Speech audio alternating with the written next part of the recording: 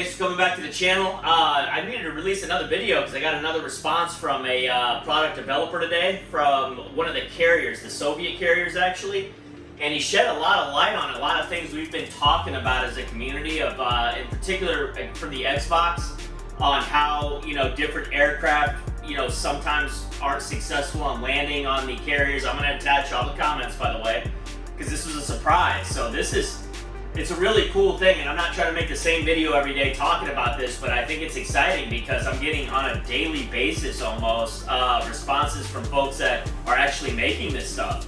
And this was from the Soviet carriers again. So the Soviet carriers are really cool because they have the elevators, they have the blast shields. You can do a bunch of stuff with them. They're moving ones, and then there's one outside of Istanbul that's stationary. So, but what this developer was saying, and I'm going to attach the comments for you guys to read yourselves, is that they don't have any control over the coding. So they really can't make an efficient carrier right now in terms of like just being consistent.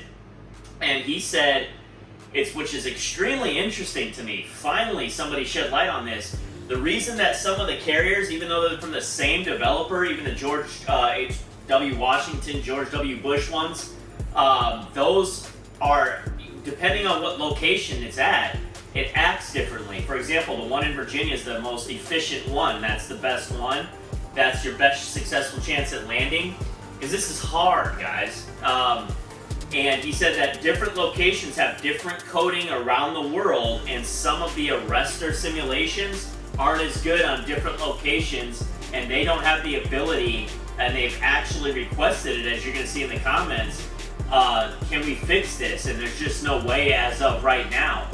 So, and he also said different airplanes, different jets if you will, are coded different, and the one that's coded, so to speak, the least in terms of responsiveness to the arrestor cable simulation is the F-18.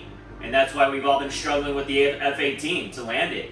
So I found that extremely interesting, and that's the only aircraft you mentioned in particular, but he did go on to say that there's going to be updates coming to the Soviet package that we've got already, which was a very good deal, guys. Those are the best carriers in the game. They have the ramp, and they also were, I think I got it on sale for $5.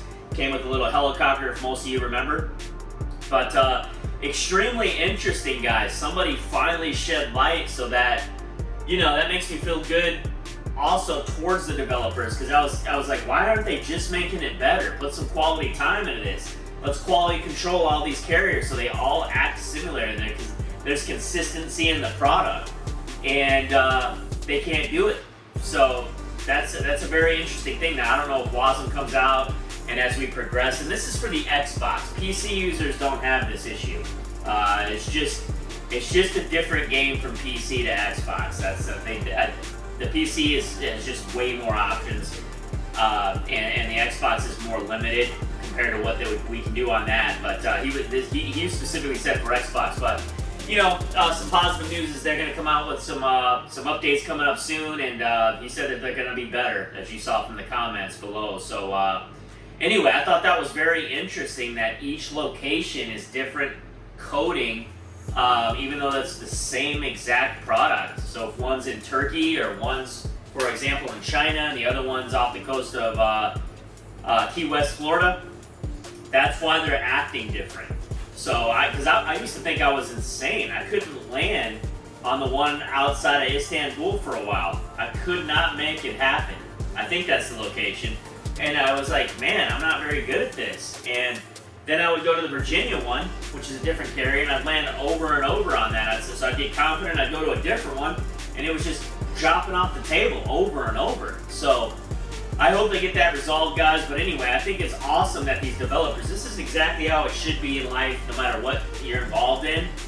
I know this is just a video game, guys, but it's also, you know, you meet a lot of people, you get to talk, so it's much more than that. It's just like anything else. Any hobby is a lot of fun, not just because of the actual hobby itself, like collecting or anything.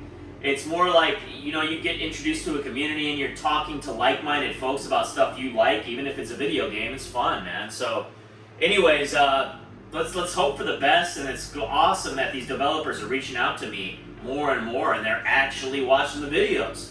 So that's exactly what we want. It's only going to make things a lot better. So got a market update coming out tonight. Let's hope for, I at least hope for that new helicopter, the 500, I believe, from Bell. Let's get that sucker in. Hopefully that's in, and we'll see what else, and hopefully it's a great night. So, but make it a good flying day, guys. We'll talk soon. Later.